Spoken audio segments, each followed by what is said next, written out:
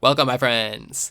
In this video, I will be discussing section 4.5, which is titled, What is Statistical Inference? Now, actually, I'm going to go back to the definition of statistics, which was introduced in the very first video in this playlist. You may remember that statistics is the study of how to gather, organize, analyze, and interpret data. And statistical inference is really going to deal with this last part, analyzing and interpreting data. But let's remind ourselves about the other two areas. So we have the gathering of data, which relates to sampling and experiments. We have the organization of data, which relates to descriptive statistics. So this will be any way you can describe your data, including any graphical display of data, as well as numerical summaries like the mean, the median, the standard deviation, the 5-number summary, things like that. And now we have analyzing and interpreting data, which relates to what we call inferential statistics. And this is using data from a sample to make conclusions about a population. And the main two forms of inferential statistics are going to be confidence intervals and hypothesis testing. So really now throughout most of the rest of the class, this is going to be our focus, making conclusions about a population based on just a sample, which is what we call inferential statistics. Now, if we're ever going to do inferential statistics, then that means we do not have a census. As you might remember, a census relates to gathering data from everyone in the entire population. But inferential statistics is all about making conclusions about a population based on a sample.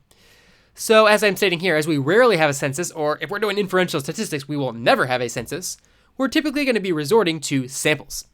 And we're going to view the sample statistics, like the sample mean, the sample proportion, and the sample standard deviation, as estimators for population parameters, like the population mean, the population proportion, and population standard deviation. So whereas we might not really know what the population mean is for a particular variable, we can find the sample mean, and we might view the sample mean as an estimator of the population mean. When a statistic is used in this way to predict the value of a population parameter, we call it a point estimate, which is technically a term that's not introduced until later in the textbook when we talk about confidence intervals, but I thought it was appropriate to introduce it at this point.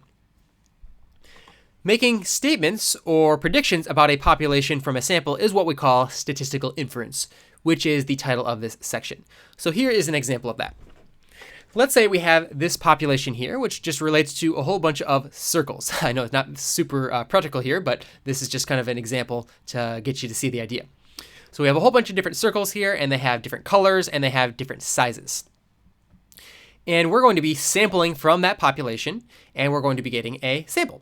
And from that sample, we can do statistical inference on the population, basically meaning that we can use this sample to say things about the population.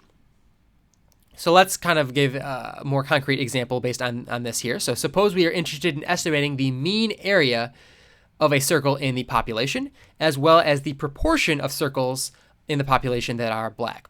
So that would be mu and p. And those are population values. Those would be values based on the entire population. But let's say we don't really have the entire population. That would take a census. We only have this sample, which includes some of the circles from the population. So let's say that we take our circles here and we find the area of all those circles and we add up all those areas and we divide by the total, which is, I think there's 10 circles here. And let's say we get a mean of 2.1. So we're going to use X bar to represent that mean because that mean is based on a sample. The sample mean in this case is 2.1. So we might say that that 2.1 is a point estimate for the population mean. There is some population mean circle area based on all the circles in the population, but we don't know that. All we have is a sample. So we can view the sample mean of 2.1 as a point estimate for the population mean based on the entire population. That's all we really mean when we say the word point estimate. And we can do the same thing based on the proportion.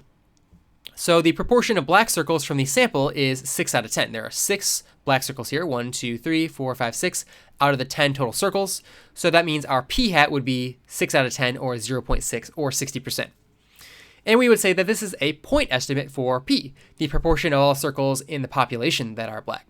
So there's some proportion of circles here that are black based on the entire population, but we don't know that number. We don't have the entire population. So we would view our sample proportion as an estimate for that value.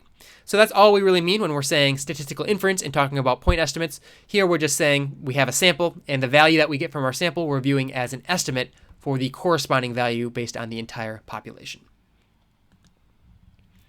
So there are two primary methods of statistical inference that we're going to be discussing throughout the rest of this class. In Chapter 5, we're going to be talking about confidence intervals. So what is a confidence interval? A confidence interval means that you are constructing an interval to which you can be C% confident, where C is just some percentage, like 95%, 99%, that the true value of the parameter falls within, such as the mean or the population proportion. So we might say, for example, going back to this example, we might say that, okay, based on our sample mean is 2.1. And that's an estimate for the population mean, but it could be off by a little bit. So instead of just sticking with 2.1, I might say I'm 95% sure that the true value is between maybe 2.0 and 2.2, a value a little bit lower and a value a little bit higher than the value I got from my sample. And that's what we would call a confidence interval. We will also have hypothesis tests in chapters 7 and 8.